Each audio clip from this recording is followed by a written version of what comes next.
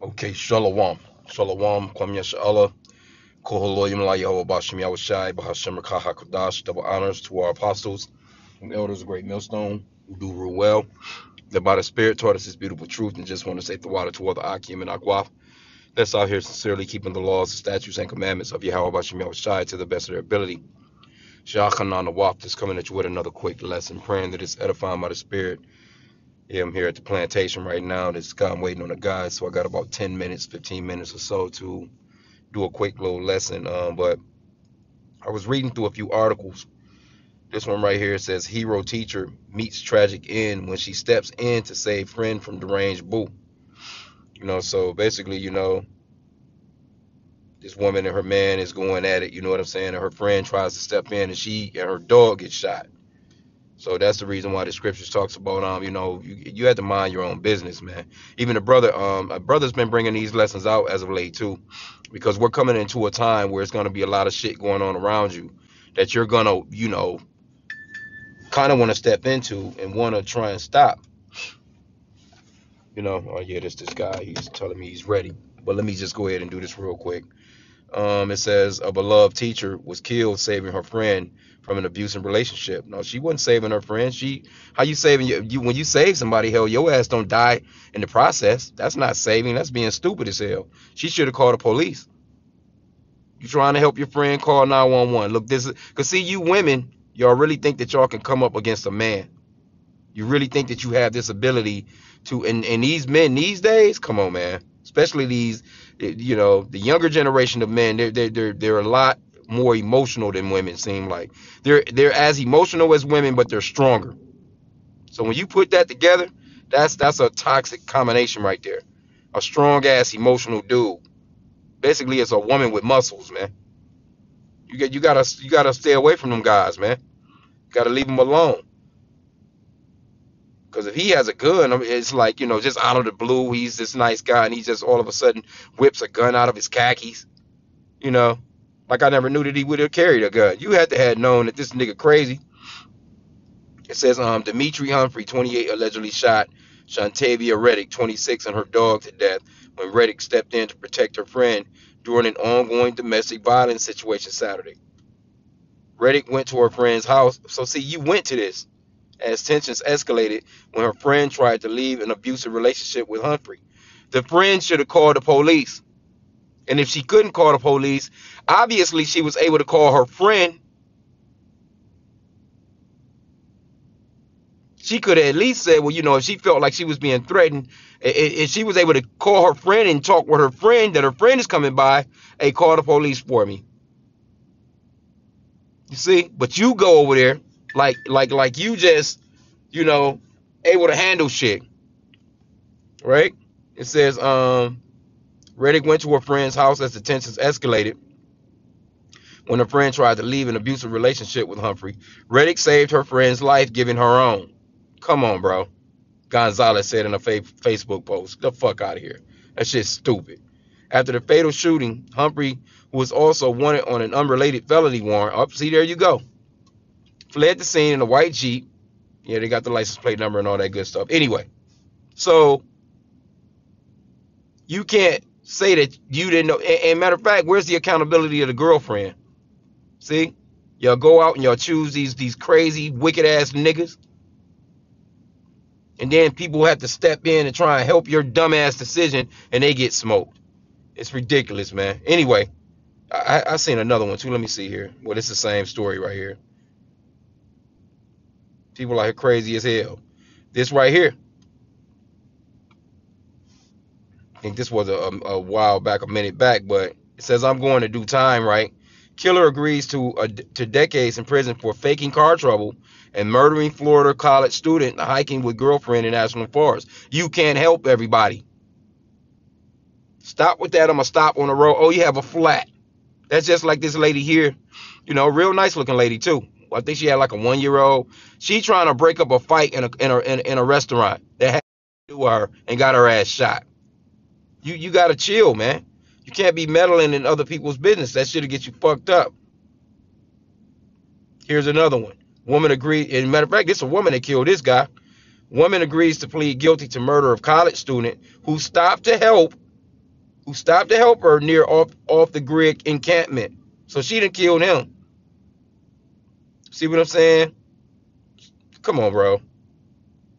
She tried to rob him, basically. So you have to mind your business, man. You see somebody on the side of the road, let AAA come get their asses.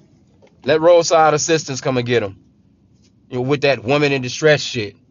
Oh, that's a woman, and you should. And you men, you teaching your sons to help these wicked ass women. This day and time is not the time to be doing that.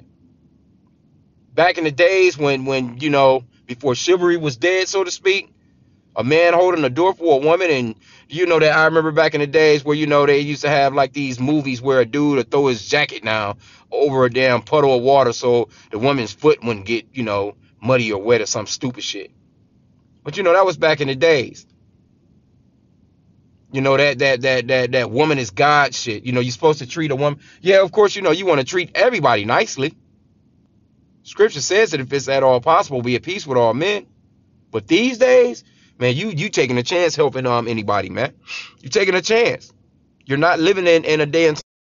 Matter of fact, the scriptures talked about the love of many shall wax cold because iniquity shall abound. That's one of the things that Yahushua explained to the disciples when they asked him what will be happening in the end days. You see? But I'm just gonna grab one scripture because, like I said, I'm at the plantation. I had this already. Proverbs chapter 26 and verse 17. He that passeth by and meddleth with strife, belonging not to him, is like one that taketh a dog by the ears, man. Let's get it in the New Living Translation because it's kind of the way that it's read in the New Living Translation is kind of dope. I mean, it's just straight to the point. Verse 17, New Living Translation. Interfering in someone else's argument is as foolish as yanking a dog's ears. Why? Because that dog will bite you in your damn face, man. Get up around your neck, get the mauling on you, man. You don't want to grab you can't even grab your pet dog really by the ears. So you better not grab no strange dog by the ears. You see? So hey man, mind your business, man. The brother just done a lesson on that yesterday, I think it was, or the day before yesterday, on mind your business. Because it was a Jake, the brother from New York. The GMS brother from New York, he done a lesson with this Jake, this so-called black man. He seen a woman getting beat on in Walmart, and he was with his woman and his child. He was with his wife and his daughter, I think. He goes to try and help. His wife telling him, pulling him like, no, don't get into that. He goes over there and try to help and get his ass shot up right in front of his woman and his child at a goddamn Walmart, trying to help a chick. Well, you don't even know what the situation was. You trying to jump in, Captain Save a hoe. She's alive. That's just like with that first story. This lady's alive. The crazy nigga is on the run. The person that steps in and tries to help, she's dead along with her damn dog. Come on, bro. Come on, man. Come on. And I mean, we all have to work with it because, as a people, we're a compassionate people. I tell you what, a situation yesterday, I was, making some stuff for the Sabbath, right? I had some some cabbage, some northern beans, I had let them, I soaked the beans, let them boil for hours, you know what I'm saying? And then, I tried a little bit of it, and it was good. It was real good too. I ain't gonna front. So, I'm Tupperwareing it up, putting it in, Tupperware bowls or whatever. And then it dawned on me, you know what I'm saying? I said, well, let me ask my uncle if he wants some. Because, he already had some food in the refrigerator, right? But, the food that he had in the refrigerator, of course, he had pork ribs. He had some green beans with goddamn ham hocks in it. So, he's making some of it, putting it on a plate out of the Tupperware that he had. And, I offered, like, well, you want some of this cabbage and northern beans? And he was like, yeah, I'll take a little bit. So, I'm rinsing a spoon to give to him to go to scoop out what he was gonna get, and when I turn around, he's in the bowl with the same spoon or the same fork or spoon or fork or whatever he had, pulling the ham hocks and shit out of he basically used the same spoon to get his pork ribs and his ham hocks and shit out of this other bowl. He used that same spoon to go off into the cabbage and into the beans before I can turn around with the spoon that I rinsed for him to do it. And I was like, oh man, you done contaminated the food with the oink oink. Cause he know I don't eat pork. He know I'm not into none of that shit. You ain't touch my. I don't want nothing to do with it. I don't even want to smell it. You know what I'm saying? Cause I go to my portion of the house and I close the doors off whenever he's even cooking that shit. I got my own pots and pans cause I don't even want to cook in the same. You know, nah, that may sound over righteous, but man, fuck that. I don't want nothing to do with no pork. But when he done that, I was like, oh man, you can have it. So that ruined, you know what I'm saying, what I was gonna, pretty much chop up. But I mean, it is what it is, but that was me being trying to be nice. He already had food, and I should have just let him go ahead and ride with it. He already had food. I didn't even need to even offer it to him, But I kind of heard him. So when I came upstairs, I asked him from where I was, down to my apartment, part or whatever. So I heard him, and I asked him, because I had made it up already. It was pretty much becoming sundown, and I was like, well, hey, you want some of this? I didn't know that he was doing what he's doing. So when I came up into the kitchen, I seen him. He had the food on the table, and he was digging out all the shit, because that was shit that he had from Labor's Day, which should have been thrown out anyway. But he's still eating that pork and shit. So he's digging his pork ribs out. He's digging out, what I'm saying, his green beans with his goddamn ham hocks. And he used the same spoon with the ham hock shit still on the spoon to dig off into the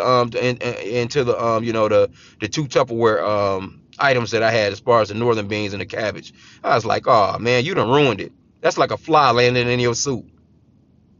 I was like, oh man, you can go ahead and kill that. You good? You can have it. Nice side, because these were beans in the bag. When you rip open a bag of beans, you let them soak. You know what I'm saying? Like that was basically like a pot. And I was like, it's a wrap. He done it. But that was me trying to be nice. I shouldn't even offered, because he was all right anyway. You eating this goddamn pork? You got you got all kinds of shit that's abominable. Go ahead and eat it, because I didn't explain to him about that. But I shouldn't have done what I done. So I fucked up. I had that. That's why I couldn't even get mad, because I had to take the L because I fucked that up. I shouldn't have done it. But anyway, mind your business, man. So with that, I pray that the lesson was edifying. Kwame Yashala.